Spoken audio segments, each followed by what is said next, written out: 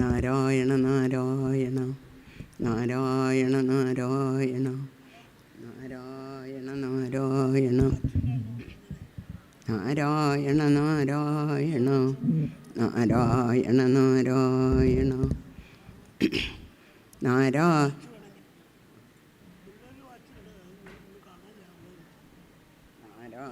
നാരായണ നാരായണ നാരായണ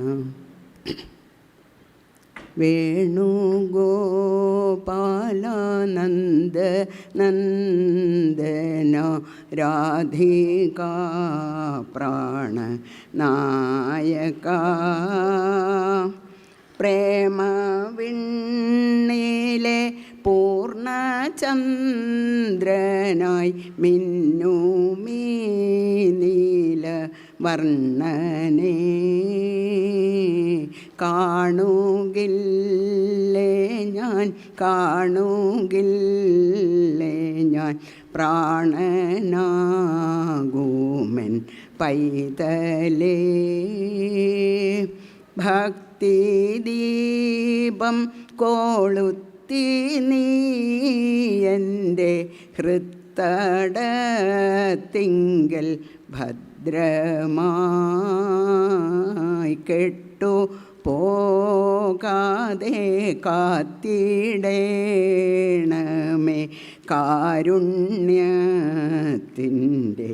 കാതലേ ജീവൻ നേടേണ്ട നിത്യശാന്തിയെ ജീവിതത്തിൽ ഞാൻ നേടുമോ കർണ പീയൂഷഗാനമാകും നിൻ കിങ്ങിണീനാദം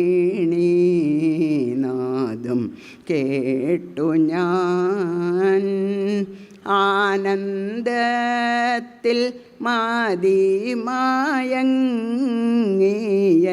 മാനസ വീണ മീട്ടുമോ വേണുഗോപാല നന്ദനന്ദന രാധികാ പ്രാണനായക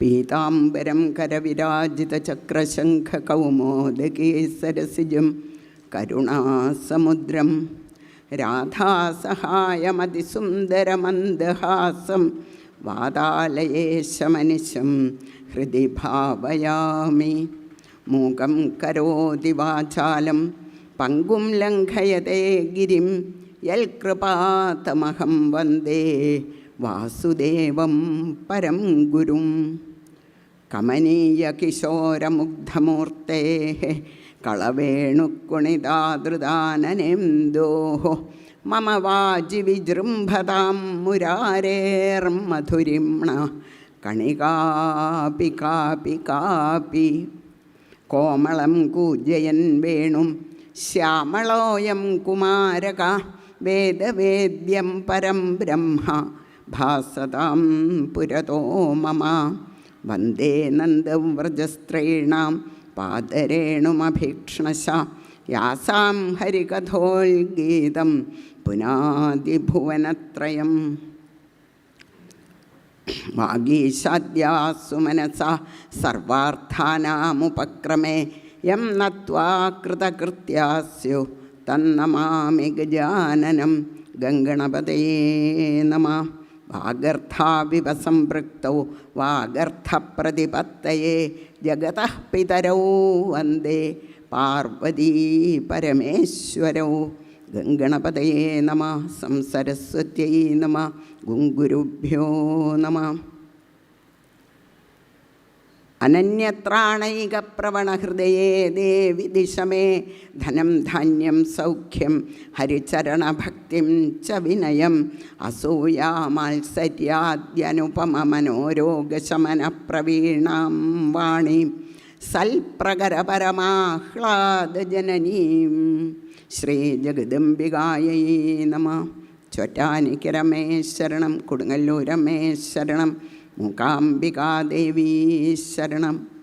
കഥാമയീം ഭാഗവതാഭിധാനാം ഹരേ തനും തേ ചരിതൈസ്തുതീയൈഃ യഥാമതി ത്വൽപരിതോഷകാമസ്തൗമി പ്രസീദാച്യുത മാരുതേശ. ശ്രീ ഗുരുവായൂരപ്പ ശരണം. ശ്രീമൽ ഭാഗവതത്തിലെ പഞ്ചമസ്കന്ധം, അതിൽ ഭരതൻ്റെ കഥ. പഞ്ചമസ്കന്ധം തുടങ്ങുന്നത് പ്രിയവ്രതൻ്റെ കഥ മുതലാണ്. അത് അനുസ്മരിക്കുക എന്നുള്ളതാണ് പറഞ്ഞിരിക്കുന്നത്. അതിനനുസരിച്ച് യഥാമതി സജ്ജനങ്ങൾ പറയണ പോലെ അവരവരുടെ ബുദ്ധിക്കും വാക്കിനും അനുസരിച്ച് അത്രേ പറയാൻ പറ്റുള്ളൂ. കാരണം ഭാഗവതത്തിലെ കഥകളാണ്. ഭാഗവതം ശ്രീശുക ബ്രഹ്മഋഷി പറയാൻ പുറപ്പെട്ടപ്പോൾ തന്നെ ഗുരുവായൂരപ്പനോട് പ്രാർത്ഥിച്ചിട്ടാണ് തുടങ്ങിയിരിക്കുന്നത് എന്ന് ഭാഗവതത്തിൽ പറയുന്നുണ്ട്. ഭൂതൈർമഹദ്ഭിര്യയിമാ പുരോ വിഭു നിർമായ ചേതേയദമൂഷു പൂരുഷ ഭുങ്ക്തേ ഗുണാൻ ഷോഡശ ഷോഡശാത്മക സോലങ്കൃഷിഷ്ട ഭഗവാൻ വചാംസി മേ. അതാണ് ഭാഗവതം. ഗുരുവായൂരപ്പ, എൻ്റെ വാക്കുകളെ അവിടുന്ന് വേണ്ട പോലെ അലങ്കരിക്കണേ എന്ന് പ്രാർത്ഥിച്ചിട്ടാണ് ശ്രീശുക ബ്രഹ്മഋഷി എന്നെ ഭാഗവതം പറയാൻ തുടങ്ങിയിരിക്കുന്നത്. അപ്പം നേരത്തെ പറയണ കേട്ടൂലോ, ഓരോ അംഗങ്ങൾക്കും അതാത് കാര്യങ്ങൾ ചെയ്യാനുള്ള ശക്തി ഭഗവാൻ കൊടുക്കണം. അപ്പോഴേ അത് വേണ്ട പോലെ ആവുള്ളൂ എന്ന് നമ്മൾ കേട്ടൂലോ കഥ. കുറച്ചും കൂടിയും പറയണ കേൾക്കാറുണ്ട്. ഓരോ ദേവതകളെയും സൃഷ്ടിച്ചപ്പോൾ അവർക്ക് അഹങ്കാരം കൂടിയെന്നാണ്. എല്ലാവർക്കും ഞാനാരാ എന്നുള്ള അഹങ്കാരം. അപ്പോൾ അഗ്നിദേവനോട് ചോദിച്ചു അത്രേ, നീ എന്താ ചെയ്യുക എന്ന് ചോദിച്ചു അത്രേ. ഭഗവാൻ പറഞ്ഞു, ഞാനൊക്കെ അങ്ങനെ തീയിട്ട് നശിപ്പിക്കും, ഭസ്മാക്കും എന്ന് പറഞ്ഞു അത്രേ. അതിന് തന്നെ ഒരു ശക്തി ഉണ്ടല്ലോ. ഞാനൊക്കെ അങ്ങനെ ഭസ്മാക്കും എന്ന് പറഞ്ഞാൽ എന്താ കഥ. അപ്പോൾ നമ്മൾ കേട്ടുകൊണ്ടിരിക്കണില്ലേ, ഒക്കെ ഭസ്മാവണം എൻ്റെ കഥ. അപ്പോൾ അത് ഒരു വല്ലാത്തൊരു ശക്തിയാണ്. ശരി, അപ്പോൾ ഒരു തലനാരിഴ ഇട്ടുകൊടുത്തു അത്രേ. ശരി, എന്നാ അതൊന്ന് ഭസ്മാക്കൂ എന്ന് പറഞ്ഞു എന്നാണ് കഥ. അഗ്നിദേവൻ ആവും പാടും ശ്രമിച്ചിട്ടും ഒരു രക്ഷയുണ്ടായില്ല എന്നാണ് കഥ. ഹനുമാൻ്റെ വാല ഭീമസേനൻ ഇളക്കാൻ പുറപ്പെട്ടു. അതിൻ്റെ ഒരു രോമം പോലും ഇളകിയില്ല എന്ന് നമ്മൾ കല്യാണ സൗഗന്ധികത്തിൽ കേൾക്കാറില്ലേ, അതുപോലെയായി. അപ്പോൾ ജലത്തിനോട് ചോദിച്ചു, ജലദേവതയോട് നീ എന്താ ചെയ്യുക ചോദിച്ചു. ഞാനൊക്കെ ഒഴുക്കിക്കളയും എന്ന് പറഞ്ഞു. ഞാൻ ഒന്ന് കാണട്ടെ, ആ ഒരു രോമം ഒന്ന് ഒഴുക്കിക്കൊള്ളാൻ പറഞ്ഞു. ആ ജലദേവതയ്ക്ക് അത് ഒഴുക്കാൻ പറ്റിയില്ല എന്ന് പറഞ്ഞു. അപ്പോൾ വായുദേവനോട് പറഞ്ഞു, നിനക്കെന്താ, നിൻ്റെ ശക്തി എന്താ? ഞാനൊക്കെ അങ്ങനെ കാറ്റിൽ പറപ്പിക്കും എന്ന് പറഞ്ഞു. ഓ, ഞാൻ ഒന്ന് കാണട്ടെ എന്ന് പറഞ്ഞപ്പോൾ കാറ്റിന് പറപ്പിക്കാനും പറ്റിയില്ല, അതവിടുന്ന് ഇളക്കാൻ പറ്റിയില്ല, എന്നിട്ട് വേണ്ടേ പറപ്പിക്കാൻ. അപ്പോൾ അവരെ തന്നെ ബോധ്യപ്പെടുത്തി കൊടുത്തു ഭഗവാൻ. നിങ്ങളുടെ ശക്തി എൻ്റെ ശക്തിയാണ് എന്ന് ബോധ്യപ്പെടുത്തി കൊടുത്തു എന്ന് പറയാറുണ്ട് സജ്ജനങ്ങൾ. അപ്പോൾ അതാണ് അങ്ങനെയുള്ള ആ ഭഗവാനെ സേവിക്കലാണ് നമ്മളുടെയൊക്കെ കടമയായിട്ടുള്ളത് എന്നുള്ളത് ഓരോ ഭക്തന്മാരുടെ കഥകളിൽ കൂടിയിട്ടും നമ്മളെ ബോധ്യപ്പെടുത്തിക്കൊണ്ടിരിക്കുക ഭാഗവതം. അപ്പം നമ്മൾ കേട്ടില്ലേ, ഒരു രാജാവിൻ്റെ കർത്തവ്യം രാജ്യഭരണം എന്നുള്ളതിൻ്റെ ഒപ്പം തന്നെ എല്ലാ ജീവജാലങ്ങളെയും രക്ഷിക്കുക എന്നുള്ളത് ഒരു ഭാഗം. ഭരിക്കുക എന്ന് പറഞ്ഞാൽ അതും കൂടിയുണ്ട്. നാഥനായിട്ടില്ലേ, ഭൂപതി എന്നൊക്കെയാണല്ലോ പറയുക രാജാവിനെ, നരപതി എന്നൊക്കെ പറയണില്ലേ. അപ്പോൾ അങ്ങനെയുള്ള വാക്കുകൾ അർത്ഥവത്താവണം എന്നുണ്ടെങ്കിൽ അതുപോലെ അവരെ രക്ഷിക്കണം. അതാർക്കേ സാധിക്കുള്ളൂ. എല്ലാവരെയും വേണ്ട പോലെ രക്ഷിക്കാൻ പേര് മാത്രം ഉണ്ടായിട്ട് കാര്യമില്ലല്ലോ. ആ വാക്കുകൾ അവരവരുടെ പ്രവൃത്തി വേണ്ട പോലെ ചെയ്യാറാവണം എന്നുണ്ടെങ്കിൽ, അതിനുള്ള ശക്തി ഉണ്ടാവണം എന്നുണ്ടെങ്കിൽ ചെയ്തിട്ടും കാര്യമില്ല, അതിൻ്റെ ഫലം കിട്ടണം. ഇല്ലേ? നമ്മൾ എന്തൊക്കെ പ്രവൃത്തികൾ ചെയ്യുന്നുണ്ട്, എല്ലാറ്റിനും ഫലം കിട്ടാറുണ്ടോ? എന്താ കാരണം? അത് അവിടെ ഒരാളുടെ കയ്യിലാണ് സ്റ്റോക്ക്, അത് നമുക്ക് തരണം ഭഗവാൻ. ശ്രിയപ്പതിർ യജ്ഞപതി പ്രജാപതി ധിയാമ്പതിർലോകപതിർധരാപതി പതിർഗതിശ്ചാന്ധകവൃഷ്ണിസത്വതാം പ്രസീദതാം മേ ഭഗവാൻ സദാംപതി. അതാണ് ആദ്യം തന്നെ ശ്രീ ശുകബ്രഹ്മർഷി പ്രാർത്ഥിക്കണത്. എല്ലാറ്റിൻ്റെയും പതിയായിട്ടിരിക്കണത്, നാഥനായിട്ടിരിക്കണത് അവിടുന്നാണ്. ഗുരുവായൂരപ്പ അവിടുന്ന് പ്രസാദിക്കണേ എന്ന് പ്രാർത്ഥിച്ചുകൊണ്ടാണ് തുടങ്ങണത്. അപ്പോൾ അതനുസരിച്ച് ഈ ഭക്തന്മാരുടെ കഥകളിൽ കൂടിയിട്ട് നമുക്ക് കാണാൻ സാധിക്കണത് എന്താ? ഓരോരുത്തർക്കും ഓരോന്നാവും കർത്തവ്യം. അവരവരുടെ കർത്തവ്യം എന്താണെന്ന് ചോദ്യമില്ല. അത് ചെയ്തുകൊണ്ട് ഭഗവാനെ സേവിക്കലും കൂടി ആവുമ്പോഴേ ആ ജീവിതം സഫലമാവണുള്ളൂ എന്ന് നമ്മളെ പഠിപ്പിക്കുകയാണ് ചെയ്യണത്. അതിനുള്ള ഒരാഹ്വാനമാണ് നമ്മൾ പൃഥുചരിതത്തിൽ കേട്ടത്. രാജാവിൻ്റെ കർത്തവ്യം അതും കൂടിയുണ്ട്. അത്രമാത്രമുണ്ട്. നേരാവണ്ണം ഭരിച്ചാലും പോരാ, ജനങ്ങളെ കൊണ്ട് ഭഗവാനെ സേവിപ്പിക്കണം. അതിലൊരു ദിക്കിൽ പറയുന്നുണ്ട്, അങ്ങനെ ചെയ്താലത്തെ ഫലം എന്താ? തൻ്റെ ജനങ്ങളെ കൊണ്ട് ഭഗവാനെ സേവിച്ചാൽ അതിൽ 6 ഭാഗം പുണ്യം രാജാവിനുള്ളതാണെന്നാണ് പറയണത്. അപ്പം അത്രയും കൂടി ഉണ്ട്. അവരെ കൊണ്ട് ഭഗവാനെ സേവിപ്പിച്ചാൽ അതിൽ 6 ഭാഗം പുണ്യം രാജാവിന് കിട്ടണ പോലെ അവരെ കൊണ്ട് ദുഷ്പ്രവൃത്തി ചെയ്യിച്ചാലോ ഇനി പറയാണ്ടിരിക്കുക ഭേദം. അപ്പം അതിലും 6 ഭാഗം അങ്ങോട്ട് പോവാണ്ടിരിക്കുമോ? അപ്പം അതാണ് കർമ്മത്തിൻ്റെ ശക്തി എന്ന് പറഞ്ഞാൽ അത് അപാരാണ് എന്ന് കാണിക്കുകയാണ്. കർമ്മയോഗാക്കി ചെയ്യുക, അതാണ് സജ്ജനങ്ങളുടെ ഭാഷ. കർമ്മയോഗാക്കി ചെയ്യുക, അപ്പോഴേ അത് സഫലമാവുന്നുള്ളൂ. ഓരോരുത്തർക്കും ഓരോന്നായിരിക്കും കർമ്മം. അവരവരുടെ എന്താ പറയണ്ടത്, ചെയ്യേണ്ടതായിട്ടുള്ള പ്രവൃത്തി ഓരോന്നായിരിക്കാം. അതെന്താന്ന് ചോദ്യമില്ല. അതൊന്നും അതിൻ്റെ ഒന്നും ഒരു ബോധം ഇല്ലാണ്ട് വരുമ്പോഴാണ് നമുക്ക് അന്യോന്യം തമ്മിൽ തല്ലണം. ഇപ്പം നേരത്തെ അദ്ദേഹം ഡോക്ടർ പറയണ കേട്ടില്ലേ, വേറൊരാൾ ചെയ്യണത് കാണുമ്പോൾ അതിനെക്കുറിച്ച് ദോഷഭാവം നമ്മളുടെ ഉള്ളിലുണ്ടാവണത് ആ പ്രവൃത്തികളുടെ ആ ഗുണം അറിയായാണ്. ഏത് പ്രവൃത്തിയാണ് ചെയ്ത് എന്ന് ചോദ്യമില്ല. ഒരു പക്ഷേ അറിയാൻ പാടില്ല അല്ലെങ്കിൽ ചെയ്യാൻ പാടില്ലാത്ത പ്രവൃത്തി ചെയ്താലും അതാണ് ഭഗവാന്റെ ഉപാസനയുടെ മാഹാത്മ്യം. നമ്മൾ എത്ര കഥകളിലാണ് അത് കേട്ടിരിക്കണത്. വേടൻ്റെ കഥ കേട്ടിട്ടില്ലേ? ഒരു അമ്പലത്തിലെ ഒരു ശാന്തിക്കാരൻ പൂജയ്ക്ക് വരുന്ന സമയത്ത് കുറേ മാംസകഷ്ണവും വിഗ്രഹത്തുമ്മിലൊക്കെ ചോരയും കാണുകയാണത്രേ.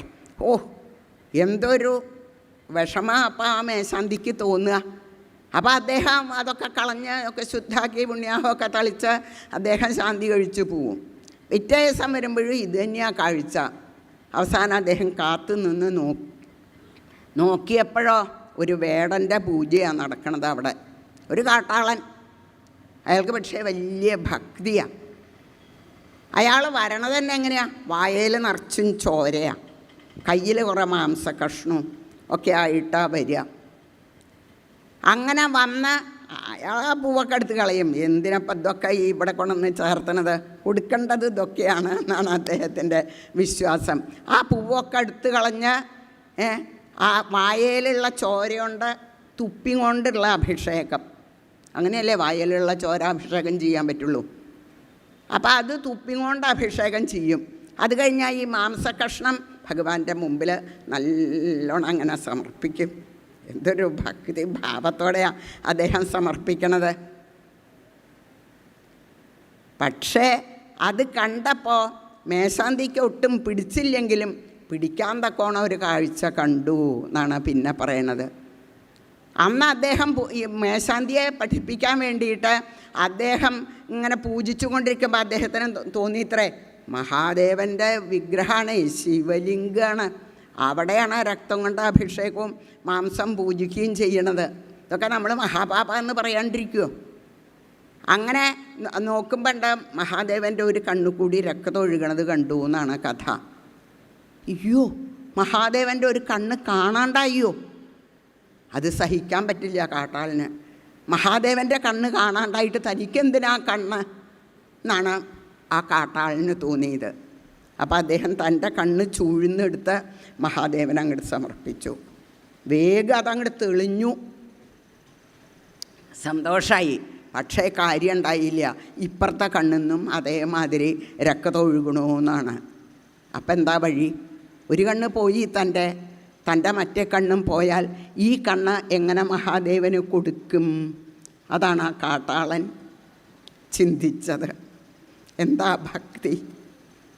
അത് നമ്മളെ പഠിപ്പിക്കുകയാണ് ഓരോ കഥകളിൽ കൂടിയിട്ടും. അതാണ് വേണമെന്ന് വിചാരിച്ചാൽ എല്ലാറ്റിനും വഴിയുണ്ടാവും. കാട്ടാളൻ തൻ്റെ കാല് അടയാളം വെച്ചു എന്നാണ്. കാല് കൊണ്ട് അടയാളം വെച്ചിട്ട് എവിടെയാണ് കണ്ണുണ്ടായിരുന്നതെന്ന് മനസ്സിലാവണ്ടേ? കാലടയാളം വെച്ചിട്ട് തൻ്റെ മറ്റേ കണ്ണും ചൂഴ്ന്ന് മഹാദേവൻ അങ്ങോട്ട് വെച്ചതോട് കൂടിയിട്ട് മഹാദേവൻ്റെ 2 കണ്ണും അങ്ങോട്ട് തെളിഞ്ഞു. പക്ഷേ അതേ സമയം ഈ കാട്ടാളൻ്റെ 2 കണ്ണും അങ്ങോട്ട് തെളിഞ്ഞു എന്നാണ് ആ കഥ. മേശാന്തിക്ക് വീണ് നമസ്കരിക്കാണ്ടിരിക്കാൻ പറ്റുമോ? എന്ന് മാത്രമല്ല, അപ്പം കിട്ടി മോക്ഷം കാട്ടാളന് എന്നാണ്. അതാണ് ആ ശരിയായ ഭക്തി, സ്നേഹം എന്നൊക്കെ പറയണില്ലേ. എന്താ സമർപ്പണം എന്ന് പറഞ്ഞാൽ? അതിന് ഈ സമർപ്പണം ആവാൻ വേണ്ടിയിട്ടാണ് നമ്മളുടെ കയ്യിലുള്ള ചെറിയ ചെറിയ സാധനങ്ങളൊക്കെ അമ്പലത്തിൽ കൊണ്ടുപോയി സമർപ്പിക്കണത്. അവസാനം ഒക്കെ സമർപ്പിക്കാറാവണം അതിന് വേണ്ടിയിട്ടാണ്. അങ്ങനെ സമർപ്പിക്കാൻ സാധിച്ചതായിട്ടുള്ള സജ്ജനങ്ങളുടെ കഥകളാണ് ഭാഗവതത്തിൽ മുഴുവൻ പറയണത്. പഞ്ചമസ്കന്ധത്തിലെ എല്ലാ സ്കന്ധത്തിലും അതെ, അതിൻ്റെ പൂർണ്ണതയാവണു ദശമാവുമ്പോഴേക്ക്. അതാണ് ഗോപസ്ത്രീകളുടെ കഥ. അപ്പം നമ്മൾ പറഞ്ഞില്ലേ, അവരൊന്നില്ല, അവർക്ക് കൃഷ്ണൻ മാത്രമേ ഉള്ളൂ. അതാണ് സമർപ്പണം. നിരോധം. മനസ്സ് വേറെ പല ദിക്കിലേക്കും ഒഴുകിപ്പോയി കൊണ്ടിരിക്കണ മനസ്സിനെ നിരോധിക്കുക, ഭഗവാനിലേക്ക് മാത്രം ആക്കുക. അതങ്ങോട്ട് പൂർണ്ണമാവണു. അപ്പം അതെങ്ങനെയാണ് പണ്ടുള്ളവർ ചെയ്തിരുന്നത്? നമ്മളെന്താ പറയുക, നമ്മളുടെ പലതരം പ്രാരബ്ധം കൊണ്ട് നമുക്ക് അമ്പലത്തിൽ വരാൻ പറ്റണില്ല, അല്ലെങ്കിൽ വായനയ്ക്ക് വരാൻ പറ്റണില്ല, സൽക്കർമ്മങ്ങളിലൊന്നും പങ്കുചേരാൻ പറ്റണില്ല, പലതരം ഒക്കെ ഉപേക്ഷിക്കാൻ പറ്റുമോ? പറ്റില്ല. ശരിയാ. പക്ഷേ എന്നുള്ള 2 അക്ഷരമുണ്ട് അവിടെ. ഇതിനേക്കാളും വലിയ വലിയ ഉത്തരവാദിത്വമുള്ളവർ എങ്ങനെയാണ് ഭഗവാനെ സേവിച്ചിരുന്നത് എന്നുള്ള കഥകൾ ധാരാളം നമ്മളിങ്ങനെ കേൾക്കുമ്പോൾ നമുക്ക് ബോധം ഉണ്ടാവും. അതാ അപ്പം നമ്മൾ കേട്ടില്ലേ പൃഥുവിൻ്റെ കഥ. അദ്ദേഹം എന്താ പറഞ്ഞത് അവസാനം? എനിക്ക് 10,000 ചെവി തരണേ എന്നാണ് പറഞ്ഞത്. വേറെ ഒരു മോഹവും പറഞ്ഞതേയില്ല. ഭഗവാനെ ശുശ്രൂഷിക്കുക, അതിനുള്ളൊരു മോഹം. പിന്നെയോ ഭഗവാന്റെ കഥകൾ ഇങ്ങനെ കേൾക്കുക, വേറെ യാതൊന്നും അദ്ദേഹം പ്രാർത്ഥിച്ചേ ഇല്ല എന്ന് പറഞ്ഞില്ലേ. ഇതേപോലെ ഇതിൻ്റെ പല ഭാവങ്ങളിൽ വരം ചോദിച്ച് അല്ലെങ്കിൽ അങ്ങനെയുള്ള ഭഗവാന്റെ അനുഗ്രഹത്തിന് വേണ്ടിയിട്ട് ഭഗവാനെ സേവിച്ച ഭക്തന്മാരാണ് ഭാഗവതത്തിലൊക്കെ. പഞ്ചമസ്കന്ധം പഞ്ചമവാർപ്പിലെ ഗദ്യപ്രവാഹമാം പഞ്ചാരപ്പായസമുണ്ണും പിന്നെ എന്നാണ് പഞ്ചമസ്കന്ധം. ഭക്തന്മാരുടെ കഥകൾ അങ്ങോട്ട് പറയാൻ തുടങ്ങിയാൽ അങ്ങനെയാണ് സജ്ജനങ്ങൾക്ക് വാക്കുകൾ ഇങ്ങനെ ഒഴുകി വരും. അല്ലേ, ചരക്കിൽ പായസം അങ്ങനെ നിറച്ച് വെച്ച പോലെയാണ് ഓരോ കഥകളുടെ മാധുര്യം, ആ വാക്കുകളുടെ ഒഴുക്കും. അങ്ങനെയാണ് കുഞ്ചൻ നമ്പ്യാർ പറഞ്ഞു എന്ന് പറയാറില്ലേ. എനിക്ക് വേറെ ഒരു മോഹമില്ല. അദ്ദേഹത്തിനോട് അമ്പലപ്പുഴ വെച്ചിട്ട് ആരോ ചോദിച്ചു അത്രേ, എന്താ മോഹം, എന്താ ഇഷ്ടം, എന്താ വിചാരിക്കണേ?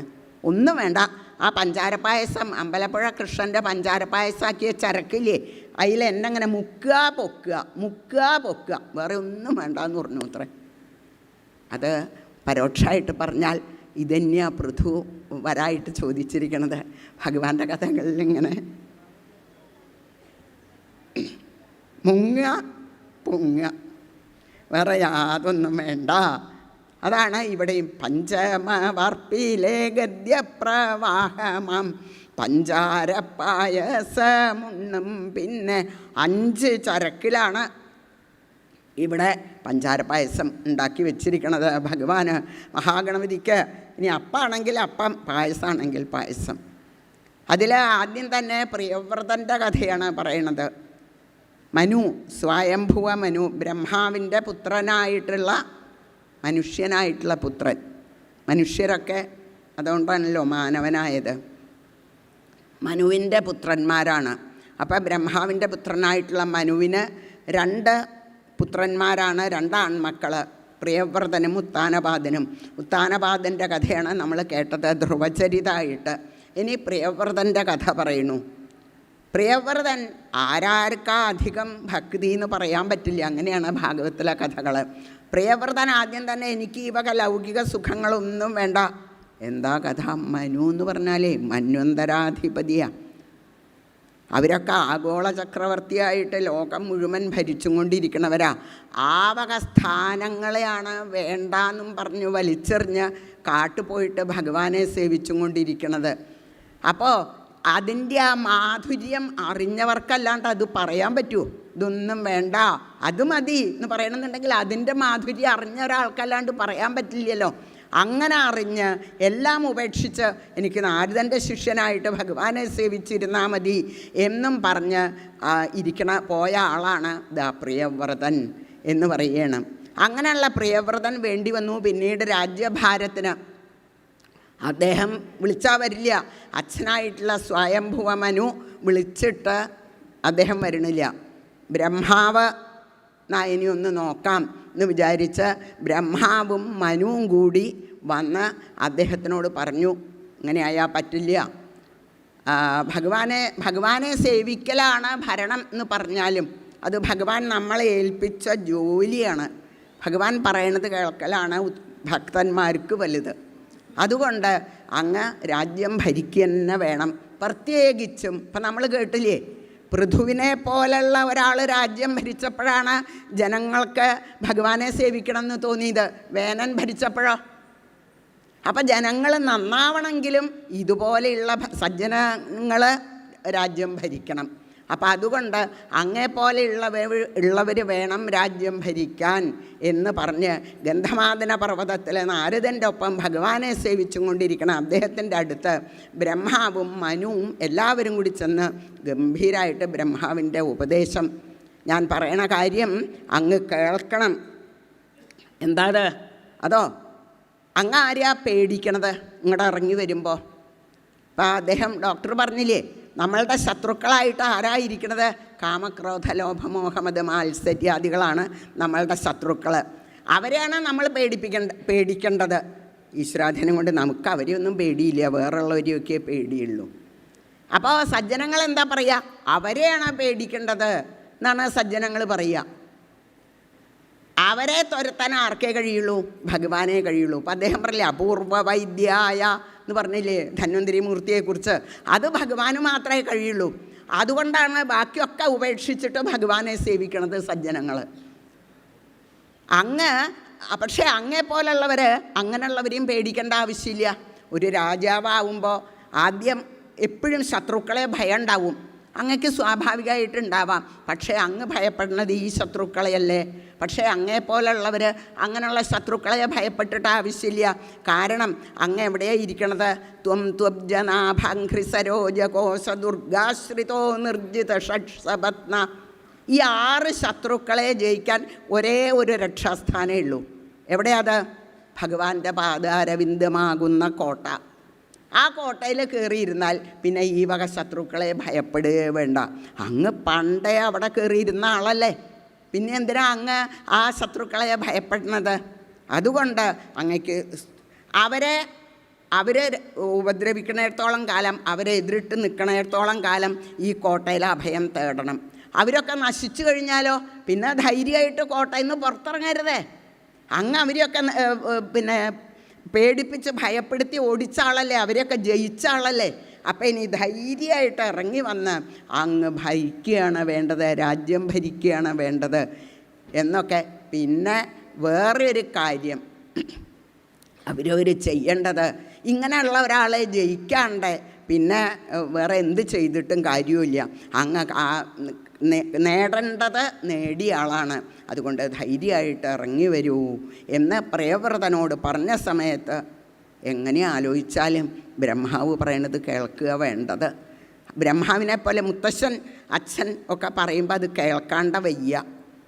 പിന്നെ തൻ്റെ സ്വധർമ്മമാണ്, ഭഗവാനെ ഏൽപ്പിച്ചതാണ് എന്നൊരു വാക്ക് പറഞ്ഞു മുത്തശ്ശൻ. അങ്ങനെ ആലോചിച്ചാലും താൻ ഭരണം ചെയ്യണം. പ്രിയവ്രതൻ ധൈര്യമായിട്ട് ഇറങ്ങി വന്ന് ഗംഭീരമായിട്ടുള്ള രാജ്യഭാരം, അതാണ് വേണല്ലോ വെച്ചിട്ട് ഉള്ള രാജ്യഭാരമാണോ? അല്ലേ, ആദിഗംഭീരമായിട്ടുള്ള രാജ്യഭാരമാണ് അദ്ദേഹം ചെയ്തത്. ബർഹിഷ്മതിയെ അദ്ദേഹം വിവാഹം കഴിച്ചു. അതിൽ ധാരാളം പുത്രന്മാരുണ്ടായി. 10 പുത്രന്മാരുണ്ടായി, ഒരു പുത്രി ഉണ്ടായി. പിന്നെ വേറൊരു പത്നിയിൽ 3 പുത്രന്മാരുണ്ടായി എന്നൊക്കെ പറഞ്ഞു. അങ്ങനെയൊക്കെ വളരെ ഗംഭീരമായി ആ 3 പേരും പരമഹംസന്മാരായി തീർന്നു. 3 പുത്രന്മാരെ മനുക്കളാക്കി. ഒരു 3 പുത്രന്മാർ പരമഹംസന്മാരായി. 7 പേരെ തൻ്റെ ഭൂമി സപ്തദ്വീപുകളാക്കി അതിലെ അധിപതികളാക്കി. അതാണ് ഇനി രാജ്യം ഭരിക്കാൻ ഒരാളെ അന്വേഷിക്കേണ്ട, അങ്ങനെ ഒരു ബുദ്ധിമുട്ട് ഉണ്ടാവരുത്. അതാണ് പ്രിയവ്രതൻ ചെയ്തിരിക്കുന്നത്. എങ്ങനെയാണ് സപ്തദ്വീപുകൾ ഉണ്ടായത്? അതാണ് പ്രിയവ്രതൻ്റെ ഭരണത്തിൻ്റെ ഒരു യോഗ്യത. എന്താ അത്? അദ്ദേഹം ഭരിക്കാൻ പുറപ്പെട്ടപ്പോൾ അദ്ദേഹത്തിന് തോന്നിയിത്രേ, ഈ ജനങ്ങളൊക്കെ രാത്രി വെറുതെ ഉറങ്ങിക്കളയുക, ആ സമയത്തും കൂടി ഭഗവാനെ സേവിച്ചാൽ എത്ര നല്ലതാ, രാത്രി വേണ്ട എന്ന് വിചാരിച്ചു. അതിനെന്താ ചെയ്യുക? വേറൊരു സൂര്യൻ ഉദിക്കണം. വൈകുന്നേരമായ സൂര്യനെ പോലെ ശോഭയുള്ള ഒരു തേര് മേടിച്ച് സൂര്യൻ അസ്തമിച്ചാൽ ഇദ്ദേഹം തേരിൽ കയറി ആ ഭൂമിക്ക് വലം വയ്ക്കും. ഇങ്ങനെ 7 പ്രദക്ഷിണം വെച്ചു എന്നാണ് കഥ. അപ്പോഴേക്കും എന്തായി? രാത്രി ഇല്ലാണ്ടായപ്പോൾ നമ്മളൊക്കെ കഷ്ടത്തിലാവില്ലേ? സന്ധ്യാവണേൻ്റെ മുമ്പ് ഉറങ്ങേണ്ടവരാണ്. രാത്രി മുഴുവൻ ഉറങ്ങിയാൽ പോരാ, ഉച്ചയ്ക്കും ഉറങ്ങണം, എന്നാലേ ശരിക്കും സുഖാവുള്ളൂ എന്നുള്ള പക്ഷക്കാരാണ് നമ്മളൊക്കെ അല്ലേ. ഊണ് കഴിഞ്ഞാൽ ഒന്ന് കിടക്കാണ്ട വയ്യ എന്ന് പറയണവരാ നമ്മൾ. രാത്രിയും കൂടി ഉറങ്ങാണ്ടായ ഇത്തെ കഥ എന്താ? അപ്പോൾ ബ്രഹ്മാവ് പറഞ്ഞു, അത് പറ്റില്ല, ജനങ്ങൾക്ക് വിശ്രമം വേണം. പിന്നെ പല ഗുണങ്ങളും ഉണ്ട്. ചന്ദ്രൻ്റെ കിരണങ്ങൾ ഭൂമിയിൽ പതിക്കണം, ചന്ദ്രൻ്റെ അമൃത കിരണങ്ങൾ, അങ്ങനെ പല കാര്യങ്ങളും ഉണ്ട്. അതുകൊണ്ട് ഉണ്ണി ഈ പ്രദക്ഷിണം നിർത്തിക്കോളൂ എന്ന് പറഞ്ഞു പ്രിയവ്രതനോട്. ആ 7 പ്രദക്ഷിണം വെച്ചതിൻ്റെ ഫലമായിട്ടാണ് ആ തേരിൻ്റെ ചക്രങ്ങൾ, താണസ്ഥാനങ്ങൾ, സമുദ്രങ്ങളും ഉയർന്നു നിൽക്കണ ഭൂവിഭാഗങ്ങൾ ദ്വീപുകളുമായിട്ട് സപ്തദ്വീപുകളും സപ്തസാഗരങ്ങളുമായി എന്നുള്ള കഥ പറഞ്ഞു. ഇതൊക്കെയാണ് ഭഗവാന്റെ എങ്ങനെയാ സൃഷ്ടി, എങ്ങനെയാ സംരക്ഷണം. അതാണ് പഞ്ചമസ്കന്ധം കൊണ്ട് സ്ഥിതി എന്നുള്ള വിഷയമാണ് പറയുന്നത്. താൻ സൃഷ്ടിച്ചതായിട്ടുള്ള ജീവജാലങ്ങളെ എങ്ങനെ ഭഗവാൻ രക്ഷിക്കണു എന്നുള്ളതാണ് ഈ സ്കന്ധത്തിൽ പറയണത്. ഓരോരോ സ്ഥാനങ്ങൾ ഓരോരുത്തർക്ക് കൊടുത്തിരിക്കണം. ഓരോ ജനവിഭാഗത്തിൻ്റെ ഓരോ സ്വഭാവമായിരിക്കും അല്ലേ. അപ്പം തമ്മിത്തല്ലാണ്ട് എല്ലാവരും സമാധാനമായിട്ടും സന്തോഷമായിട്ടും അവരവർക്ക് പറഞ്ഞ സ്ഥാനങ്ങളിൽ ഭഗവാനെ സേവിച്ചും കൊണ്ട് ജീവിക്കട്ടെ എന്നുള്ളതാണ് ഭഗവാന്റെ സങ്കല്പം. അതിനു വേണ്ട എല്ലാ സുഖ സൗകര്യങ്ങളും ഈ ഭൂമിയിൽ ചെയ്തിട്ടില്ലേ? ഒരു നിമിഷം നമ്മൾ ആലോചിച്ചാൽ നമ്മൾ എങ്ങനെയാണ് ഭഗവാനെ സേവിക്കാണ്ടിരിക്കുക? ഇത് ഭാഗവതം തുടങ്ങുമ്പോഴേ പറയുന്നുണ്ട്. നമ്മൾ എന്തിനു വേണ്ടിയിട്ടാണ് വേറൊരാളുടെ മുമ്പിൽ കൈ നീട്ടണേ എന്നാണ് ചോദിക്കണത് ഭാഗവതം. നമുക്ക് ജീവിക്കാൻ ശരീരം നിലനിർത്തണത് എന്തിനു വേണ്ടിയിട്ടാണ്? ഏതൊക്കെ കാര്യങ്ങളാണ് ഭാഗവതത്തിൽ ആദ്യം മനോഹരമായിട്ട്. അമൃതം എന്താ? മധുരം മധുരം മധുരം മധുരം മധുരാധിപതേര അഖിലം മധുരം എന്ന് പറയണില്ലേ? അങ്ങനെയാണ് ഭാഗവതത്തിലെ ഓരോ കാര്യങ്ങളും. അപ്പം നമുക്ക് വേണ്ട എല്ലാ കാര്യങ്ങളും എങ്ങനെയാണോ അച്ഛനമ്മമാരെ കുട്ടികൾ പറഞ്ഞിട്ടല്ലല്ലോ കുട്ടികൾക്ക് വേണ്ടതൊക്കെ ചെയ്തു കൊടുക്കുക. ഇതേമാതിരി ഭഗവാൻ എല്ലാം ഒരുക്കിയിട്ടുണ്ട് എന്നുള്ള നല്ലൊരു സമാധാനം, ഒരു സന്തോഷം. ഞാൻ ഭഗവാനെ സേവിക്കാൻ തുടങ്ങിയ ആരാ എനിക്ക് രക്ഷ? സംശയിക്കേണ്ട, ഗുരുവായൂരപ്പനുണ്ട് എന്ന്. ഇനി ഇതിലധികം ഭാഗവതത്തിൽ കൂടിയിട്ടല്ലാണ്ട് വേറെ ഒന്നിൽ നമുക്ക് കാണില്ല നമ്മളെ ആശ്വസിപ്പിക്കണത്. അതെത്ര ഗംഭീരമായിട്ടാണ് പഞ്ചമസ്കന്ധം മുഴുവനൊന്നങ്ങനെ നോക്കിയാൽ സജ്ജനങ്ങളുടെ ഭക്തന്മാരുടെ കഥകളിൽ കൂടിയിട്ടും പിന്നെ ഭൂഗോള വർണ്ണനയിൽ കൂടിയിട്ടും അതിഗംഭീരമായിട്ട് മനോഹരമായിട്ട് പറയുന്നുണ്ട്, മധുരമധുരമായിട്ട് പറയുന്നുണ്ട്. അങ്ങനെ പിന്നെ തൻ്റെ ഭൂമി ആ പിന്നെ സപ്തദ്വീപുകൾ 7 പുത്രന്മാർക്ക് പിന്നെ ഭാഗിച്ചു കൊടുത്ത് അദ്ദേഹം ആലോചിച്ചു എന്നാണ്. ഞാനിപ്പോൾ എന്താ ചെയ്ത്? ഞാൻ സുഖമായിട്ട് ഭഗവാനെ സേവിക്കുകയല്ലേ ചെയ്തിരുന്നത്. ഞാൻ ഈ സ്ത്രീ എന്നുള്ള മായ, പിന്നെ ലൗകിക സുഖങ്ങൾ എന്നുള്ള വിഷയം വേറൊരു ഭാഗത്ത്. അതിൻ്റെ ഇടയിൽ പെട്ടുവോ എന്നൊരു നിമിഷം ഇങ്ങനെ ആലോചിച്ചു. ഇല്ല. അവസാനം അദ്ദേഹം കണ്ടുപിടിച്ചു. എന്നിട്ടൊക്കെ അങ്ങോട്ട് ഉപേക്ഷിച്ച് അദ്ദേഹം ഭഗവാനെ സേവിക്കാൻ പഴയ പോലെ നാരദൻ്റെ ശിഷ്യനായി അദ്ദേഹം എല്ലാം ഉപേക്ഷിച്ചിറങ്ങിപ്പോയി എന്നാണ് കഥ. അപ്പോൾ സജ്ജനങ്ങൾക്ക് അതിനൊരു വിഷമമില്ല. ഭഗവാന്റെ പാദം മുറുക്ക പിടിച്ചവർക്ക് അതിന് വിഷമമില്ല. വിവേകാനന്ദ സ്വാമികൾ തന്നെ എന്താ പറയാറുള്ളത്? ഒരു കൈ കൊണ്ടേ ഭഗവാന്റെ പാദം പിടിക്കണ്ടു എന്നാണ് പറയാറ്. ഒരു കൈ കൊണ്ട് നിങ്ങൾ നിങ്ങളുടെ പ്രവൃത്തികൾ ചെയ്തോളൂ. കുറച്ച് കഴിഞ്ഞാലോ നമുക്ക് തോന്നും മതി നമ്മൾ ചെയ്യണം. ഒരു കൈ കൊണ്ട് ഭഗവാന്റെ പാദം പിടിച്ചിട്ടുണ്ടെങ്കിൽ കുറച്ച് കഴിഞ്ഞാൽ നമുക്ക് തോന്നും എന്താ നമ്മൾ ചെയ്യേണ്ടതൊക്കെയായി. ഇനി രണ്ട് കൈ കൊണ്ടും ഭഗവാന്റെ പാദം പിടിക്കാം എന്ന് നമുക്ക്. അതാണ് ഒരു കൈ കൊണ്ട് ഭഗവാന്റെ പാദം പിടിച്ചാലുള്ള ഗുണം. കാരണം മറ്റ് നമ്മളുടെ സ്വധർമ്മ ഉപേക്ഷിക്കാൻ പാടില്ല. അത് നമ്മൾ ചെയ്യണം. അത് ഭഗവത് അർപ്പണമായിട്ട് ചെയ്താൽ കുറച്ച് കഴിഞ്ഞാൽ സ്വാഭാവികമായിട്ട് നമ്മളെ ആ തലത്തിലേക്ക് നമ്മളെത്തണതല്ല, ഗുരുവായൂരപ്പൻ എത്തിക്കും. അതാണ് ഉപാസനയുടെ മിടുക്ക്. ഭഗവാനാണ് എത്തിക്കണത്. അല്ലാണ്ട് നമ്മളുടെ ബുദ്ധിക്ക് അതിനുള്ള ശക്തിയില്ല. ബുദ്ധിക്കോ മനസ്സിനോ അത് താഴത്തേക്കായിരിക്കാം പിടിച്ചു വലിക്കുക.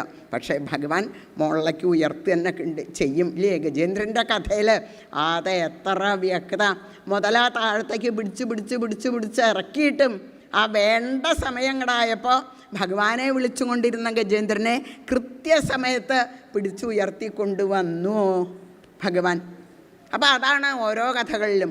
അപ്പോൾ പ്രിയവ്രതൻ അത് അസലായിട്ടങ്ങനെ നമ്മളെ കാണിച്ചു. നമ്മളെ എത്ര തന്നെ ഭഗവാനെ വിശ്വസിച്ച് ഭഗവാനെ ഉപാസിച്ചും കൊണ്ട് നമ്മളുടെ കർമ്മങ്ങൾ ചെയ്താൽ ഒരിക്കലും അധപ്പതിക്കില്ല കേട്ടോ എന്ന് വളരെ മനോഹരമായിട്ട് നമുക്കുള്ള സമാധാനം തരണം എന്ന് മാത്രമല്ല, അതുകൊണ്ട് എന്താ ഗുണം ഉണ്ടായത്?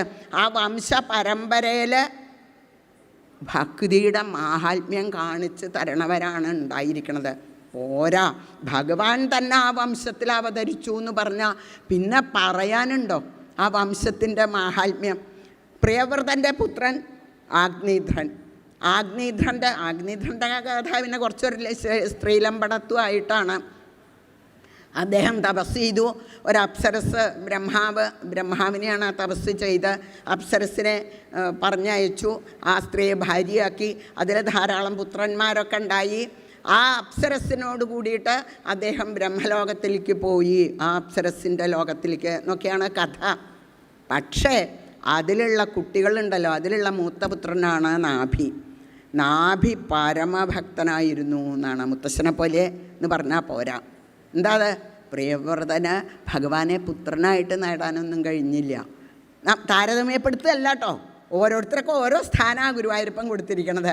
പക്ഷേ നാഭിക്ക് ഭഗവാനെ സ്വന്തം പുത്രനായിട്ട് ഇങ്ങോട്ട് ആവാഹിക്കാൻ കഴിഞ്ഞു എന്നുണ്ടെങ്കിൽ ആലോചിച്ച് നോക്കൂ. എന്താ കഥ? എന്താ കാരണം? എങ്ങനെയാ ഭഗവാന്റെ നാഭിയുടെ പുത്രനായിട്ട് ഭഗവാൻ ഋഷഭദേവൻ എന്നുള്ള പേരിൽ അവതരിക്കാൻ എന്താ കാരണം? യാഗം ചെയ്തു മഹർഷിമാർ അദ്ദേഹത്തിന് വേണ്ടിയിട്ട്. ഒരു പുത്രൻ ഉണ്ടാവട്ടെ, മഹർഷിമാർക്കാട്ടോ ആവശ്യം അദ്ദേഹത്തിന് പുത്രൻ ഉണ്ടായിട്ട്. അതാണ് ആ ഉത്തമ ഭക്തൻ്റെ ലക്ഷണം കാണിക്കുകയാണ്. ഭഗവാനോട് എനിക്ക് ഇന്ന ദുഃഖമുണ്ട്, ഇന്നത് വേണം എന്ന് പറയാനുള്ള ഒരു മനസ്ഥിതിയും കൂടിയില്ല. ഗുരുവായൂരപ്പനോട് അങ്ങനെയൊക്കെ പറയേ. അതാണ് ഭഗവാൻ വേണ്ടതൊക്കെ തന്നുകൊണ്ട് മഹാപ്രഭു അവിടെ ഇരിക്കുന്ന സമയത്ത് നമ്മൾ ഇന്നത് വേണമെന്ന് പറയേ. നമുക്കതിനെന്താ അധികാരമുള്ളത്? അതാണ് ത്വൽഭക്തഭൃത്യ പരിചാരകഭൃത്യസ്യ ഭൃത്യ ഇതി മാം സ്മരലോകനാഥ എന്നല്ലേ സജ്ജനങ്ങൾ വിചാരിക്കാറുള്ളത്. അങ്ങനെയുള്ള ഭഗവാന്റെ എത്രയോ മുമ്പിൽ എത്രയോ പിന്നിലായിട്ട് നിന്ന് ഭഗവാനെ വന്ദിച്ചുകൊണ്ടിരിക്കണം. നമ്മളെ എന്താ ഭഗവാനോട് പ്രാർത്ഥിക്കേണ്ടത്? പക്ഷേ മഹർഷിമാർ പ്രാർത്ഥിച്ചു. അതുകൊണ്ട് അവരുടെ കവിത അങ്ങേപ്പോലെയുള്ളൊരു പുത്രൻ ഉണ്ടാവണമെന്ന്. പോരെ, ഇതാണ് സജ്ജനങ്ങൾ. എങ്ങനെയാണ് ഭഗവാന്റെ കാരുണ്യം നമുക്ക് കിട്ടുക? സജ്ജനങ്ങളിൽ കൂടിയിട്ടാണ് കിട്ടുക. നേരിട്ട് ഭഗവാനെ അത്ര വേഗം അങ്ങോട്ട് കാണാനൊന്നും പറ്റില്ല. പക്ഷേ സജ്ജനങ്ങളിൽ കൂടിയിട്ട് നമുക്കത് അനുഭവപ്പെടും. സജ്ജനങ്ങൾ പ്രാർത്ഥിച്ചപ്പോൾ ഭഗവാൻ എന്താ പറയണത്? ഓ ശരി, അതിനെന്താ വിഷമം? ഒരു നിലയ്ക്ക് നിങ്ങൾ പറഞ്ഞതിൻ്റെ അർത്ഥയ്ക്ക് മനസ്സിലായി. എന്നെപ്പോലെ വേറെ ഒരാളില്ലാത്തതുകൊണ്ട്, എന്നെപ്പോലെ ഒരു ഉണ്ണി ഉണ്ടാവണം എന്നാണ് പ്രാർത്ഥിച്ചത്. അത് വേറെ ആളില്ലാത്തതുകൊണ്ട് ഞാൻ തന്നെ നാഭിയുടെ പുത്രനായിട്ട് ജനിച്ചോളാം. അതാണ് ഋഷഭദേവൻ. ഋഷഭദേവൻ ഉണ്ടായപ്പോൾ എന്തായി? പിന്നെ ആനന്ദം പറയാനുണ്ടോ? ഭഗവാനെ സേവിക്കണവർ തന്നെ ഇഹവും പരവും അറിയണില്ല, രാവും പകലും അറിയണില്ല. ആ ഈശ്വരനെ സ്വന്തം പുത്രനായിട്ട് ലാളിക്കാൻ തുടങ്ങിയാൽ അതിൻ്റെ ആനന്ദം എന്തായിരിക്കും? അപ്പോൾ അതാണ് ഭഗവാന്റെ അനുഗ്രഹത്തിൻ്റെ മാധുര്യം. നമുക്കത് പറയാൻ പറ്റില്ല എന്ന് സജ്ജനങ്ങൾ പറയണത് അതാണ്. ലൗകിക സുഖങ്ങളിൽ കൂടിയിട്ടും എന്നെ അറിയൂ എന്ന് പറയണ പോലെയല്ലേ ഭഗവാൻ പുത്രനായിട്ട് വന്നാൽ. സാധാരണ നമ്മളുടെ ഒരു പുത്രനെ എടുത്ത് മടിയിൽ വെക്കുമ്പം തന്നെ നമുക്ക് എന്തൊരാനന്ദം നിശ്ചയില്ല. അത് ഭഗവാനായാലോ? ഭഗവാൻ അറിഞ്ഞു കൊടുക്കുകയാണത്. ആ ഉണ്ണിയെ ചക്രവർത്തിയാക്കി നാഭി. അന്ന് മുതലാണ് അജനാഭം എന്ന ഈ ഭൂപ്രദേശത്തിന് പേര് വന്നത്. അജനായിട്ടുള്ള ഭഗവാനും നാഭിയും കൂടി ഭരിച്ചതുകൊണ്ട് അജനാഭം എന്ന് പേര് വന്നു. അപ്പോൾ നമ്മൾ നേരത്തെ കേട്ട മാതിരി ദേവേന്ദ്രനൊരു തമ്മത്തല്ല. ആഹാ, സ്വർഗത്തിനേക്കാളും ഗംഭീരാവുകയാണോ ഭൂമിയിൽ? അതാണ് രാമരാജ്യം എന്നൊക്കെ കേട്ടിട്ടില്ലേ? അതുപോലെയാണ് ഭഗവാൻ ഇറങ്ങി വന്നാൽ. നാഭി, അതായത് ഈ അജനാഭം എന്നുള്ള പേരിൽ ഈ ഭൂമിയെ നാഭിയും ഋഷഭനും കൂടി ഭരിക്കണ കാലത്ത് ജനങ്ങൾക്കൊന്നും യാതൊരു തരത്തിലുള്ള മോഹങ്ങളുമില്ല. ആ ഭരണം ആസ്വദിച്ചും കൊണ്ട് സുഖമായിട്ട് ഇങ്ങനെ ഭഗവാനെ സേവിച്ചിരിക്കണം എന്നൊരു മോഹം മാത്രമേ ഉള്ളൂ. അപ്പോൾ ദേവേന്ദ്രൻ അസൂയായി. ഭൂമിയിലും മഴ പെയ്യിച്ചില്ല എന്നാണ് കഥ. ഭഗവാൻ ഒന്നങ്ങനെ പുഞ്ചിരിച്ച് ചെയ്തു. എന്നിട്ടോ തൻ്റെ യോഗശക്തി കൊണ്ട് അങ്ങോട്ട് മഴ പെയ്യിച്ചു. ദേവേന്ദ്രനോട് അര വാക്ക് പറയാൻ പോയില്ല. അതാണ്. അപ്പം ദേവേന്ദ്രൻ തോറ്റു. അപ്പം എന്താ വഴി ഇനി? ഇനി ലോക്യം, സ്നേഹാവുക എന്ന് പറയില്ലേ, സഖ്യം എന്നൊക്കെ പറയും. രാജാക്കന്മാരുടെ ഭാഷയിലാവുമ്പോൾ അവരായിട്ട് സഖ്യം ചെയ്യുക. അപ്പോൾ പിന്നെ തമ്മിത്തല്ലുണ്ടല്ലോ, തൻ്റെ ദേഷ്യം അതിലൊതുങ്ങി. അപ്പോൾ അതിന് ദേവേന്ദ്രൻ എന്ത് ചെയ്തു? തൻ്റെ മകളെ ജയന്തിയെ ഋഷഭദേവന് സമർപ്പിച്ചു. അതിൽ 100 മക്കൾ. അതിലത്തെ മൂത്ത പുത്രനാണ് ഭരതസ്തു മഹാഭാഗവത. അതാണ് നമ്മളുടെ കഥാനായകൻ. ആ ഭരതൻ പരമഭക്തനായിരുന്നു. ഈ ഋഷഭദേവൻ നല്ല നല്ല ഉപദേശങ്ങളൊക്കെ കൊടുത്ത് ഈ പറഞ്ഞ മാതിരി ജനങ്ങൾക്കല്ല, തൻ്റെ 100 മക്കളെ വിളിച്ചടുത്തിരുത്തും. അതാണ് അവിടുന്ന് തുടങ്ങണം നന്നാക്കൽ എന്നാണ് അർത്ഥം. ആദ്യം നമ്മളുടെ കുടുംബമാണ് നന്നാക്കേണ്ടത്, എന്നിട്ട് വേണം ലോകം നന്നാക്കാൻ എന്ന് ഭാഗവതം അല്ലേ. ആദ്യം അവരവർ നന്നാവുക, എന്നിട്ട് ലോകം നന്നാക്കുക. അങ്ങനെ ഉണ്ടല്ലോ.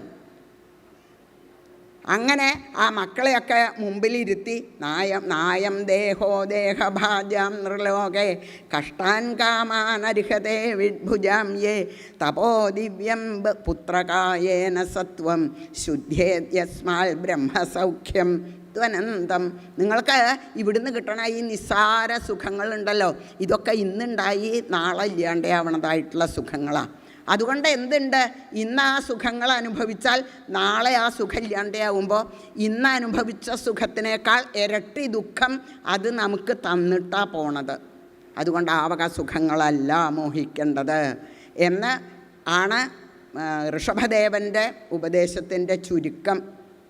എങ്ങനെയാ പരമാനന്ദത്തിൽ, അനന്തമായ ആ ആനന്ദത്തിലേക്ക് എങ്ങനെയാണ് എത്തുക? അവിടേക്ക് ആരാ വഴി കാണിക്കുക? മഹൽ സേവാം ദ്വാരമാഹുർവിമുക്തേ തമോദ്വാരം യോഷിതാം സംഗിസംഗം. മഹത്തുക്കൾ സജ്ജനങ്ങളുടെ പിന്നാലെ നിന്നാൽ നിങ്ങൾക്ക് ക്രമേണ അവിടേക്ക് എത്താം എന്നൊക്കെ അതിനുള്ള ഗുരു ശുശ്രൂഷ, ആ നല്ല ഉപാസനാ രീതികൾ, ഇതൊക്കെ വളരെ ഗംഭീരമായിട്ട് തൻ്റെ പുത്രന്മാരോട് എന്നുള്ള നിലയ്ക്ക് ഋഷഭദേവൻ ജനങ്ങളോട് മുഴുവൻ നല്ല ഉപദേശങ്ങൾ കൊടുത്തു. ഇത് എന്നും മാത്രമല്ല, മക്കൾക്ക് അല്ലെങ്കിൽ ജനങ്ങൾക്ക് ഉപദേശം കൊടുത്തു എന്ന് മാത്രമല്ല, നിങ്ങൾ ഈ ഉപദേശം കേട്ടാൽ പോരാ, പിന്നെയോ ഉരുർന്ന സസ്യാൽ ജനനോ സ്വജനോ ന സസ്യാൽ പിതാ ന സസ്യാൽ ജനനീ ന സാസ്യാൽ ദൈവം ന തൽസ്യാം ന പതിശ്ച സസ്യാൽ നമോചയേദ്യ സമുപേത മൃത്യും. നിങ്ങളുടെ അച്ഛനാണ്, അമ്മയാണ്, ഏട്ടനാണ്, ഭർത്താവാണ്, സുഹൃത്താണ്, ഏതൊക്കെ നല്ല നല്ല വലിയ സ്നേഹബന്ധങ്ങളാണ് നമുക്കുള്ളത്. ഇതൊന്നും അവരാവണില്ല. എങ്ങനെയായാൽ നിങ്ങൾക്ക് ഭഗവത് സേവയുടെ മഹത്വം പറഞ്ഞു തരണില്ലെങ്കിൽ എന്നാണ്. അപ്പം അവരവരറിയണം ഭഗവത് സേവയുടെ മഹത്വം. ബാക്കിയുള്ളവർക്ക് പറഞ്ഞു കൊടുത്ത് അവരെ കൊണ്ട് ചെയ്യിക്കും കൂടി വേണം എന്നും കൂടിയും പറഞ്ഞ് വളരെ രസമായിട്ട് എല്ലാവരെയും ആ വക കാര്യങ്ങൾ ബോധ്യപ്പെടുത്തിക്കൊണ്ടാണ് എങ്ങനെയാണ് ഭഗവാനെ സർവാത്മന ആശ്രയിക്കുക എന്ന് പറഞ്ഞാൽ എന്താ വൈരാഗ്യമാണ് ഋഷഭദേവൻ ഉപദേശിച്ചിരിക്കുന്നത്. അത് തൻ്റെ ജീവിതത്തിൽ കൂടിയിട്ട് അങ്ങോട്ട് കാണിച്ചു. മൂത്ത പുത്രനെ ചക്രവർത്തിയാക്കി. ഇനി തനിക്ക് ഭാരമില്ല. താൻ വലിയൊരു ഉത്തരവാദിത്വമാണ് കയ്യിലെടുത്തിരുന്നത്. അത് വേണ്ട പോലെ ചെയ്ത് സമർപ്പിച്ചു. ഇനി തനിക്ക് ഭഗവാനെ സേവിക്കാൻ ഇല്ലേ. ഒരു കൈകൊണ്ട് അടിച്ചു വാരി കുറച്ച് കഴിഞ്ഞാൽ ആ ചൂലങ്ങിട്ട് 2 കൈകൊണ്ടും ഭഗവാനിൻ്റെ പാദം പിടിക്കാം എന്ന് പറയണത് ശരിക്ക് കാണിച്ചു കൊടുത്തു ഋഷഭദേവൻ. ഒക്കെ അങ്ങോട്ട് ഉപേക്ഷിച്ചു. തൻ്റെ വസ്ത്രാദികളും കൂടി വേണ്ട. അങ്ങനെ സകല ആ ചക്രവർത്തിയുടേതായിട്ടുള്ള സകല ആടയാഭരണങ്ങളും ഉപേക്ഷിച്ച് അദ്ദേഹം ഒരാളോടൊന്നും പറയാണ്ട് ഇറങ്ങി അങ്ങോട്ട് പോയി. അതാണ് വലിയ വലിയ വ്രതങ്ങളൊക്കെയാണ് അദ്ദേഹം അനുഷ്ഠിച്ചത്. അത് കണ്ട് ആ വക വേഷം കെട്ടലല്ല, അത് അനുഷ്ഠിക്കലാണ് കർത്തവ്യമായിട്ടുള്ളത് എന്ന് ബോധ്യപ്പെടുത്താൻ അദ്ദേഹം കാട്ടുതീയിലേക്ക് അങ്ങോട്ട് ഇറങ്ങി. അതാണ് അദ്ദേഹത്തിൻ്റെ കാരുണ്യം. എന്താ അത്? മോക്ഷം. ആ കാട്ടുതീയിൽ പെട്ട് നശിക്കണതായിട്ടുള്ള ആ ജീവജാലങ്ങൾക്കൊക്കെ മോക്ഷം കൊടുത്തു എന്നാണ്. അതാണ് ആ ജീവൻ മുക്താവസ്ഥ എന്ന് പറയില്ലേ. ശരീരം താനല്ല, ഇതെന്നൊക്കെ വ്യത്യസ്തമായ ആ ചൈതന്യമാണ് ഞാൻ എന്നുള്ള ഭാവം വരുമ്പോഴേ ശരിക്കും ജീവൻ മുക്തനാവണുള്ളൂ. വേഷം കെട്ടിയതുകൊണ്ടോ ആ വക നാട്യം നടിച്ചതുകൊണ്ടോ ഒന്നും ജീവൻ മുക്തനാവില്ല എന്നുള്ളത് അദ്ദേഹം വളരെ വ്യക്തമാക്കി. പോരാ, ഇപ്പം പറഞ്ഞില്ലേ എല്ലാവർക്കും ഉപദേശിക്കണം ഭഗവാൻ സേവയുടെ മാഹാത്മ്യം. അദ്ദേഹം എന്താ ചെയ്ത്? ആദ്യം ഉപദേശിച്ചു. അത് കഴിഞ്ഞിട്ടോ കാട്ടിൽ തീയപ്പെട്ട് ദഹിക്കണവരെയൊക്കെ വൈകുണ്ഠത്തിലേക്ക് അങ്ങോട്ട് കൊണ്ടുപോയി. ഇതിലധികം കാരുണ്യം കാണിക്കാൻ പറ്റുമോ? അത് ഋഷഭദേവനെ പറ്റുള്ളൂ. അതാണ് അങ്ങനെ. അപ്പോൾ മഹാരാജാവിന് തന്നെ സംശയമായി. മോക്ഷം കൊടുക്കുകയെ ഈ കാട്ടിലുള്ള ജീവികൾക്ക് അവർ അപകടത്തിൽപ്പെട്ട് അവർ തീയിൽ ദഹിച്ചു പോയതാ, അവർക്കൊക്കെ മോക്ഷോ? അതാണ് ഭഗവാന്റെ കാരുണ്യം. രാമാവതാരത്തിൽ കാണും ഇങ്ങനെയൊരു രംഗം. അവസാന വൈകുണ്ഠത്തിലേക്ക് പോവാറായപ്പോൾ ചോദിച്ചു, ആർക്കെങ്കിലും വൈകുണ്ഠത്തിലേക്ക് വരണമെന്നുണ്ടെങ്കിൽ വന്നോളൂ എന്ന് പറഞ്ഞിട്ടാണ് പിന്നെ നദിയിലേക്ക് അല്ലേ, സരയൂ നദിയിലേക്ക് ഇറങ്ങിയിരിക്കണത്. അപ്പോൾ ഭഗവാൻ അതിന് പറ്റും. അത് വളരെ വ്യക്തമാക്കി ഋഷഭാവതാരത്തിൽ. ആ കാട്ടിലുള്ള ആ അഗ്നിയിൽപ്പെട്ട ജന്തുക്കൾക്കൊക്കെ മോക്ഷം. അപ്പം അത്ര സുലഭമാണോ മോക്ഷം? ഇങ്ങനെ മോക്ഷം കൊടുക്കുമോ? ഇങ്ങനെ കൊടുക്കാമോ എന്നൊക്കെയാണ് പരീക്ഷത്തിൻ്റെ സംശയം. അതാണ് ഭഗവാൻ. ആ കാരുണ്യം വല്ലാണ്ട് ഇങ്ങോട്ട് വരണ സമയത്ത് കണ്ണടച്ച് മുമ്പിലുള്ളവർക്കൊക്കെ അങ്ങോട്ട് മോക്ഷം കൊടുത്തു എന്ന് വരും. പക്ഷേ എന്തു കൊടുക്കില്ല? മുക്തിയിൽ തപ്പിയാലും കിട്ടിടാത്തതാമേതോ മുത്തുകൾ ഭക്തി സുധാ സിന്ധുവിൽ വിളയുന്നു എന്നാണ്. ഭക്തിയുടെ ആനന്ദം ഉണ്ടല്ലോ, അതങ്ങനെ കൊടുക്കില്ല കേട്ടോ എന്നാണ്. ഭക്തി അത്ര ചോദിക്കണവർക്കേ ഭക്തി കൊടുക്കുള്ളൂ എന്നാണ് സജ്ജനങ്ങൾ. ഒട്ടൂർ ഉണ്ണി നമ്പൂതിരിപ്പാടൊക്കെ പറയാറുള്ളത്. ചോദിക്കും മുമ്പ് തന്നെ സതത സുലഭമാം ഭുക്തി ആർക്കും കൊടുത്തും. ഭട്ടതിരിപ്പാട് പറഞ്ഞില്ലേ, നമ്രാണം സന്നിധത്തെ. ഭഗവാനെ ഒന്ന് നമസ്കരിക്കുകയേ വേണ്ടൂ. ഭഗവാൻ നോക്കും, എന്തിനാണ് ഇപ്പം ഇവൾ വന്ന് എന്നെ നമസ്കരിക്കണത്? അപ്പം നമ്മുടെ ഉള്ളിൽ നിറച്ചും പല തരം മോഹങ്ങളായിരിക്കും. ശരി, ഒക്കെ ഷീട്ടാക്കും എന്നാണ്, ഒക്കെ തന്നനുഗ്രഹിച്ചേക്കും. പക്ഷേ ചോദിച്ചാൽ സജ്ജനങ്ങൾക്കധിക വിരളമാം മുക്തി മെല്ലെ കൊടുത്തും. മോക്ഷം ചോദിക്കും. ചെത്തിരി വിവേകമുള്ളവർ ഭഗവാന്റെ അടുത്ത് ചെന്നാൽ ഗുരുവായൂരപ്പാ എനിക്ക് വേറെ ഒന്നും വേണ്ട, മോക്ഷം മാത്രം മതി എന്ന് പ്രാർത്ഥിക്കണവർ, മോഹിക്കണവർ വളരെ ദുർലഭം പേര്. അധിക വിരളമാം, വളരെ ദുർലഭം പേര് അങ്ങനെ ചോദിക്കും. അപ്പോൾ ഭഗവാൻ ഒന്ന് നോക്കുന്നതാണ്, കൊടുക്കാറായോ മോക്ഷം? അതിന് അധികാരി തൂ എന്നൊക്കെ ഉണ്ടാ മോക്ഷം കൊടുക്കാൻ. അധികാരി ആയോ? ശരി, എന്തെങ്കിലും ആവട്ടെ, കുറേ കാലമായി പറയാൻ തുടങ്ങിയിട്ട്. മോക്ഷം കൊടുക്കുന്നതാണ്. പക്ഷേ ചോദിച്ചാലും പിശുക്കാൽ പ്രണയമധുരമാം ഭക്തി ആർക്കും കൊടുക്കാതെങ്ങോ സൂക്ഷിച്ചു വെച്ചും വിലസുമൊരു മഹാലുബ്ധനാണ് എൻ്റെ ദൈവം എന്നാണ്. സൂക്ഷിച്ച് വെച്ചിരിക്കുക. അതിൻ്റെ മുക്തിപ്പെട്ടിയുടെ താക്കോല് പരസ്യമായിട്ട് വെക്കുന്നതാണ്. ഭക്തിപ്പെട്ടിയുടെ താക്കോല് ഭഗവാൻ ആരെയും കാണിക്കില്ല. അത് ആ കിങ്ങിണിയുടെ ഇടയിലായിരിക്കും ഉണ്ടാവുക. അത് കൊടുക്കില്ല എന്നാണ് ആർക്കും. എന്താ അത് അത്ര വിലപ്പെട്ടതാ എന്നാണ് ഭഗവാന്റെ അഭിപ്രായം. കാരണം ഭഗവാൻ മുക്തദാസൻ എന്നൊന്നും ഭഗവാനെ പറയാറില്ല, ഭക്തദാസൻ എന്നേ പറയാറുള്ളൂ. അപ്പം അത്ര ഇഷ്ടപ്പെട്ടവരാണ് ഭക്തന്മാരെന്ന് പറഞ്ഞാൽ. അങ്ങനെയുള്ള ഭക്തി കൊടുക്കണമെന്നുണ്ടെങ്കിൽ തേങ്ങിക്കരഞ്ഞു വരത്തിനർത്ഥിക്കണം എന്നാണ് സജ്ജനങ്ങൾ പറയാറുള്ളത്. അതിന് നമ്മൾ ഉള്ളിൽ ചുട്ട് പ്രാർത്ഥിക്കണം, അപ്പോഴേ നമുക്ക് ആ ഭക്തി കിട്ടുള്ളൂ. അങ്ങനെ ഭക്തി കിട്ടിയ ആളാണ് ഭരതസ്തു മഹാഭാഗവത. പിന്നെ നമ്മൾ കേട്ടില്ലേ, ഋഷഭദേവൻ്റെ മൂത്ത പുത്രൻ, 100 പുത്രന്മാരിൽ മൂത്ത പുത്രനാണ് ഭരതൻ. ആ ഭരതൻ ആഗോള ചക്രവർത്തി, ഗംഭീരമായിട്ട് രാജ്യം ഭരിച്ച് അച്ഛൻ്റെ കാലശേഷം എന്ന് മാത്രമല്ല, ആ ഭരതൻ്റെ രാജ്യഭാരം ഇത്രയൊക്കെ ഭക്തനാണെങ്കിലും ആ ഭരതൻ്റെ രാജ്യഭാരം കഴിഞ്ഞപ്പോഴാണ് ഭാരതത്തിന് ഈ പേര് വന്നത്, ഭാരതം എന്ന് പേര് വന്നത്. അതുകൊണ്ട് ഒരു കാര്യം തീർച്ചയായി, എന്താ ഭരതൻ എന്ന് പറഞ്ഞ അർത്ഥം? ഭാസിൽ രമിക്കുന്നവൻ എന്നാണ്. ആരുടെ ഭാസിൽ? ഗുരുവായൂരപ്പനിൽ, ഗുരുവായൂരപ്പൻ്റെ ചൈതന്യത്തിൽ. അത്ര ഭക്തനായിരുന്നു ഭരതൻ. ഭരതൻ്റെ ഭരണം കൊണ്ട് ജനങ്ങൾക്കും അത് കിട്ടാണ്ട വയ്യല്ലോ. അപ്പോഴല്ലേ ഭാരതം എന്നുള്ള പേര് വരാൻ നിവൃത്തിയുള്ളൂ. അങ്ങനെയൊക്കെ നമ്മൾ ഭാരതീയരാണ് എന്ന അഭിമാനിക്കുന്നുണ്ടെങ്കിൽ നമ്മൾ ആ ഭക്തി നേടിയെടുക്കേണ്ടതാണ് എന്നത് ആ ഭാഗവതം നമ്മളോട് പറയാണ്ട് പറയുന്നു. അത്രയും കൂടിയുണ്ട്. വെറുതെ ഭാരതം ഭാരതീയനാണ് ഞാൻ എന്ന് പറഞ്ഞിട്ട് കാര്യമില്ല. നമ്മൾ അഭിമാനിക്കുന്നുണ്ടെങ്കിൽ ആ അഭിമാനത്തിന് ഒരർത്ഥം വേണമെങ്കിൽ ഭഗവാനിൽ ഭക്തി നേടണം. ഇതാണ് ഭാരതം എന്ന് പറഞ്ഞ അർത്ഥം എന്ന് ഭാഗവതം നമുക്ക് പറഞ്ഞു തരണം. എത്ര മനോഹരമായിട്ടാണ് ഭാഗവതത്തിൽ നമുക്ക് വേണ്ട കാര്യങ്ങളൊക്കെ പറഞ്ഞു തരണത്. അങ്ങനെയുള്ള ഭരതൻ വളരെ ഗംഭീരമായിട്ട് വിവാഹം കഴിച്ചു, പുത്രന്മാരൊക്കെ ഉണ്ടായി. വളരെ ഗംഭീരമായിട്ട് അദ്ദേഹം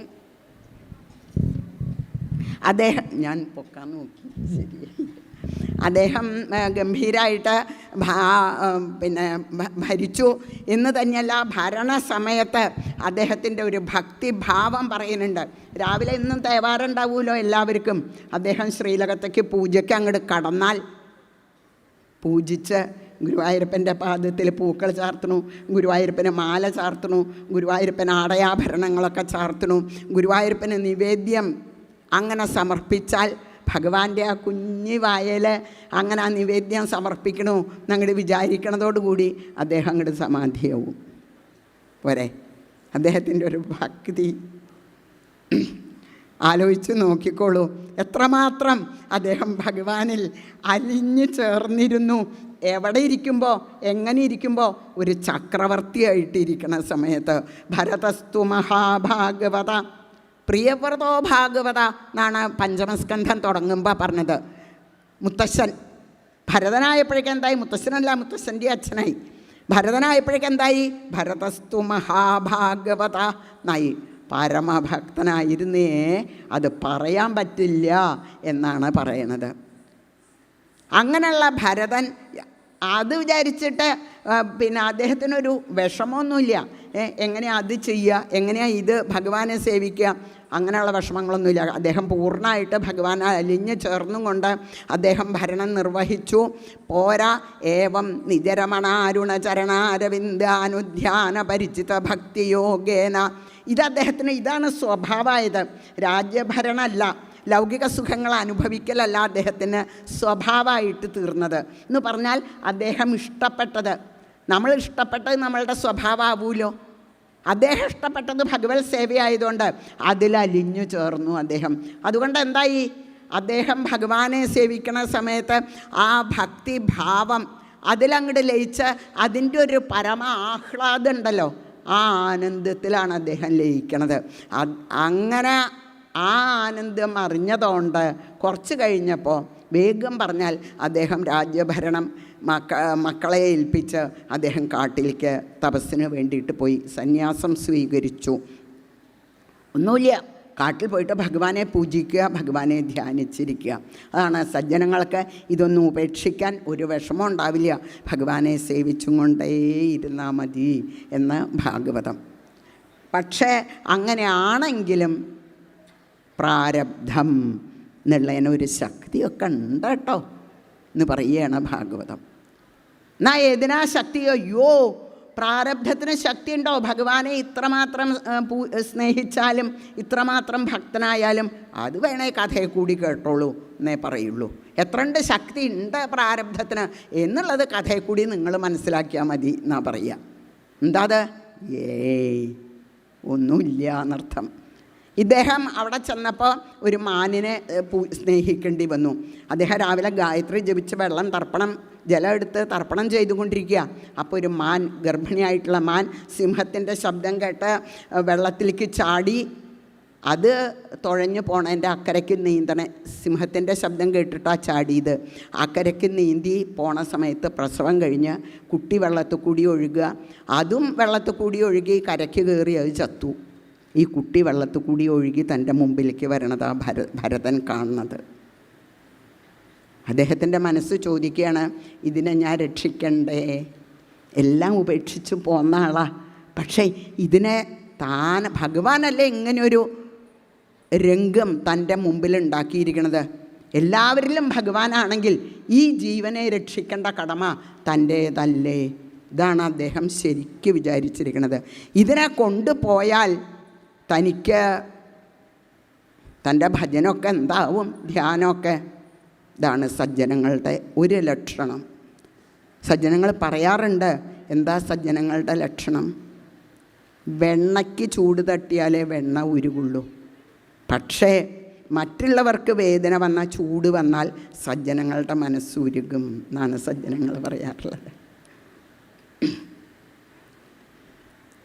ഭരതൻ അതിനെ എടുത്തുകൊണ്ടുപോയി അതിന് വേണ്ട ശുശ്രൂഷയൊക്കെ ചെയ്ത കഥകളൊക്കെ പ്രസിദ്ധമാണല്ലോ. നേരവും ഏകദേശമായി. അപ്പോൾ ഒന്ന് ചുരുക്കം പറയുകയാണ്. അതിനെ എടുത്തുകൊണ്ടുപോയി ഗംഭീരമായിട്ട് ശുശ്രൂഷിച്ച് ഇതിലധികം അതിനെ സ്നേഹിക്കാൻ വയ്യ. അമ്പിളിയമ്മാമനോടൊക്കെ ഏൽപ്പിക്കും അതിൻ്റെ രക്ഷ.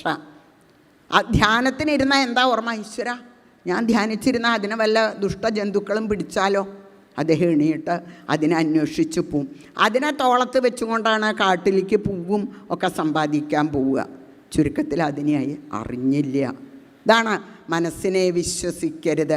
പറയുന്നുണ്ട് ഭാഗവതത്തിൽ, ഋഷഭദേവൻ സിദ്ധികളൊക്കെ വന്നിട്ടും സിദ്ധികളെ സേവിക്കാണ്ട് അവധൂതനെ പോലെ സഞ്ചരിച്ചു എന്ന് പറയുമ്പോൾ പരീക്ഷിത്ത് മഹാരാജാവ് ചോദിക്കണ്ട്, ഇങ്ങനെ ഒരു നിലയിലെത്തിയാൽ പിന്നെ എന്തിനാ സിദ്ധികളെ പേടിക്കണത്?